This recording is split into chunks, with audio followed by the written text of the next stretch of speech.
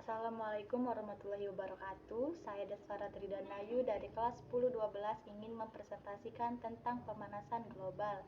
Pemanasan global merupakan meningkatnya suhu permukaan bumi akibat peningkatan konsentrasi gas-gas rumah kaca.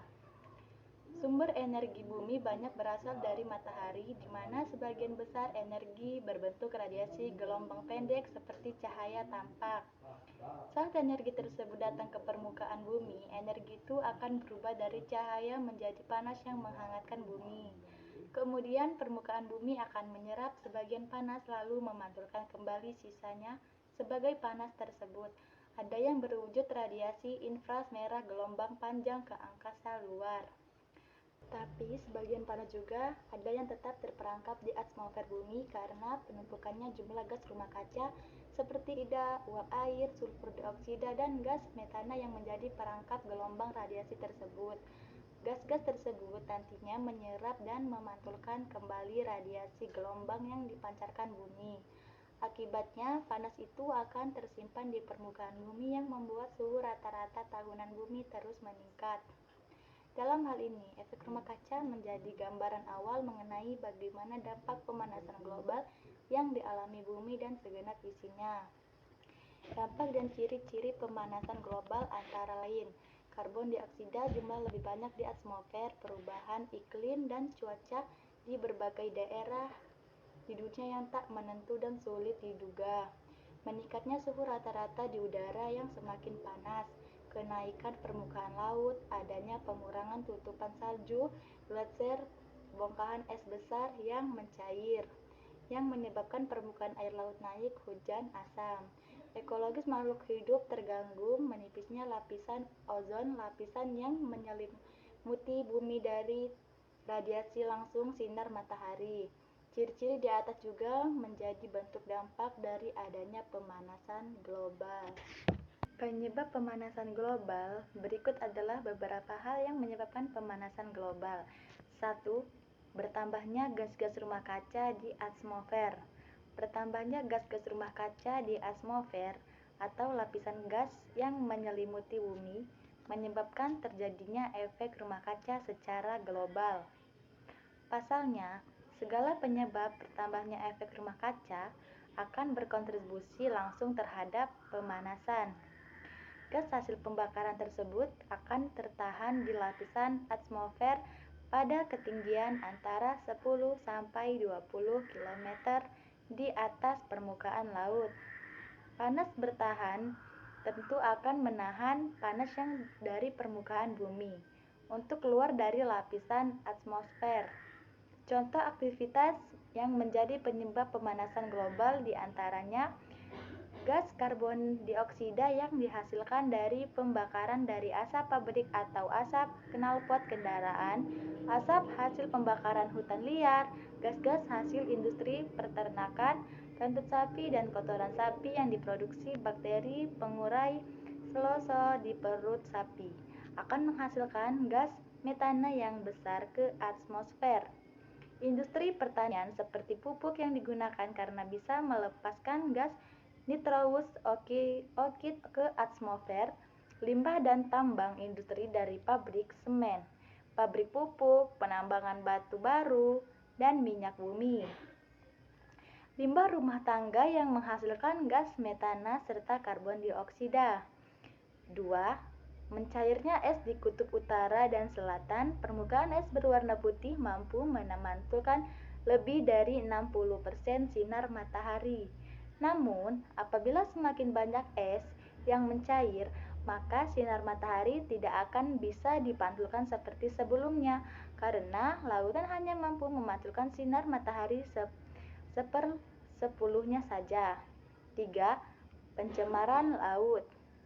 Pencemaran laut akibat limbah industri atau sampah termasuk penyebab pemanasan global. Kita tahu air laut bisa menyerap karbon dioksida dalam jumlah yang besar. Dalam hal ini, jika air laut tercemar akan beresiko memusnahkan ekosistem di dalamnya, yang menyebabkan laut tidak bisa menyerap karbon dioksida lagi. Proses terjadi pemanasan global berawal saat timbulnya macam emisi karbon dari berbagai aktivitas manusia yang menimbulkan dampak yang disebut efek rumah kaca. Pasalnya, gejala panas yang bertahan di atmosfer mirip dengan efek yang terjadi dalam sebuah rumah kaca. Pemanasan yang masuk ke dalam rumah kaca akan terperangkap dan sulit keluar dari rumah tersebut. Akibatnya, suhu di dalam akan lebih tinggi daripada di luar sekitar. Oleh sebab itu, pemanasan global disebut juga sebagai efek rumah kaca. Akibat pemanasan yang tidak bisa keluar karena tertahan oleh gas-gas rumah kaca, tentu panas tersebut akan mengumpul di permukaan bumi. Sehingga berdampak menjadi peningkatan suhu di permukaan bumi yang membuat es di daerah kutub mencair sehingga permukaan air laut pun naik. Cara mengatasi pemanasan global, mengingat dampak pemanasan global yang sangat berbahaya bagi bumi, kita sebagai manusia harus berupaya untuk mengatasi hal ini. Cara yang bisa dilakukan dengan membuat ekoenzim. Apa itu ekoenzim? Ekoenzim adalah hasil dari fermentasi limbah dapur organik seperti ampas, buah dan sayuran, gula coklat, gula merah atau gula tebu, dan air. Warnanya coklat gelap dan memiliki aroma fermentasi asam manis yang kuat.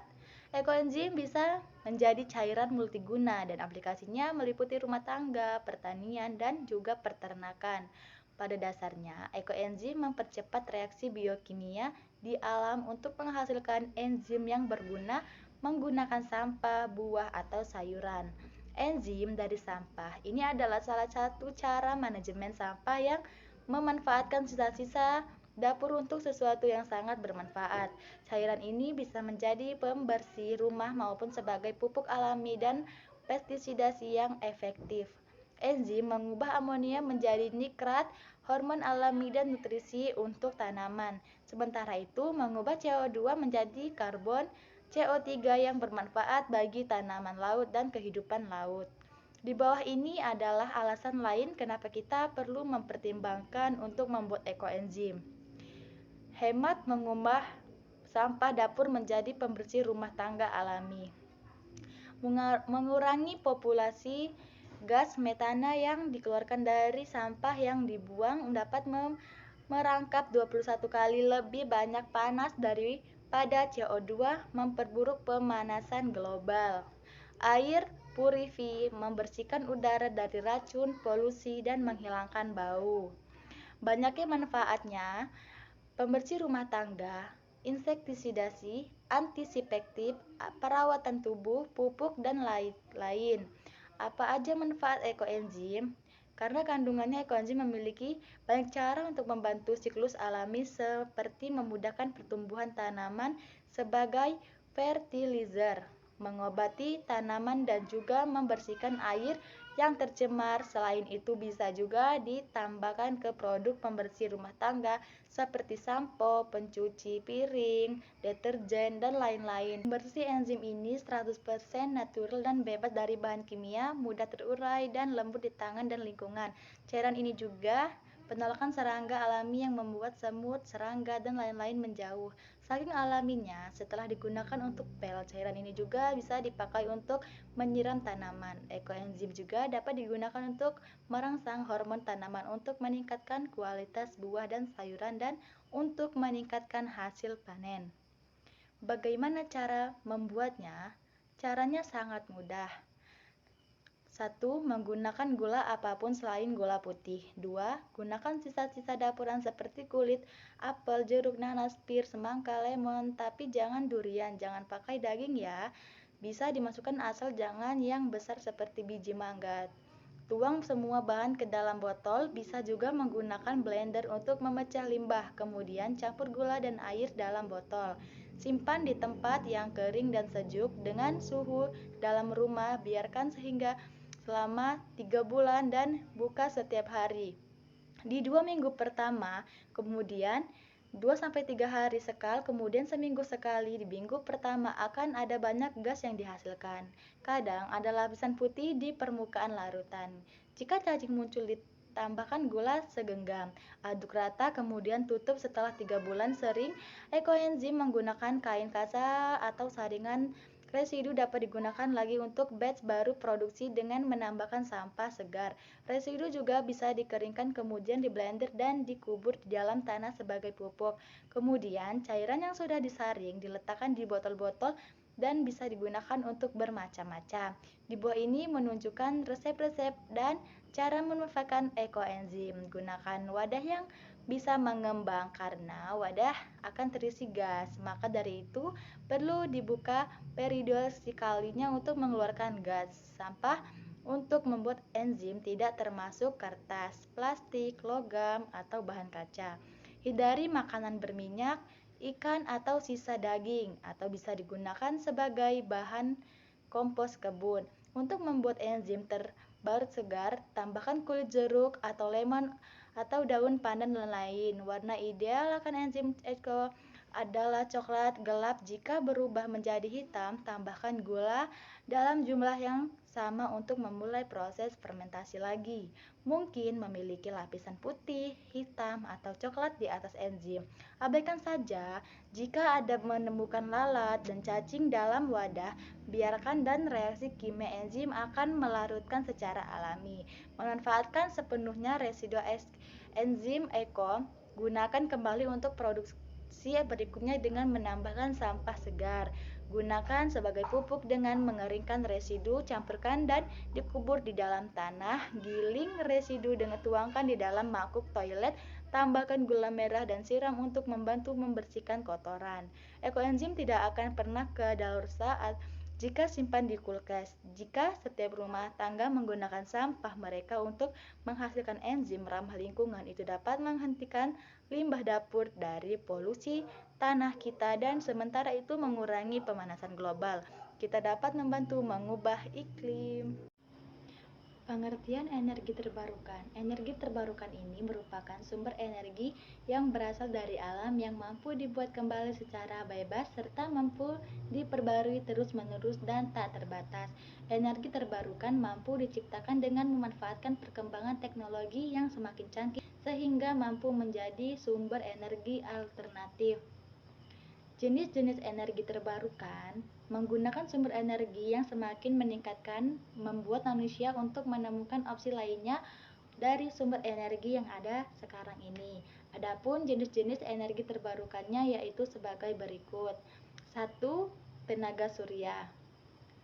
Jenis energi yang satu ini berasal dari proses penangkapan energi radiasi tenaga surya atau sinar matahari, kemudian mengubahnya menjadi listrik, panas atau air panas. Untuk mendapatkan aliran listrik panas matahari akan diserap menggunakan solar panel atau panel surya, kemudian mengubahnya menjadi tenaga listrik. 2. Energi angin. Angin merupakan udara bergerak. Sudah sejak lama angin digunakan sebagai sumber energi. Contohnya di Belanda, angin dimanfaatkan untuk menggerakkan kincir. Kincir ini yang berfungsi untuk sumber alat pengolahan biji-bijian. Sekarang ini, listrik juga mampu menghasilkan tenaga listrik dengan memanfaatkan turbin. Turbin ini yang berguna untuk menggerakkan generator yang membangkitkan listrik. 3. Energi pasang surut.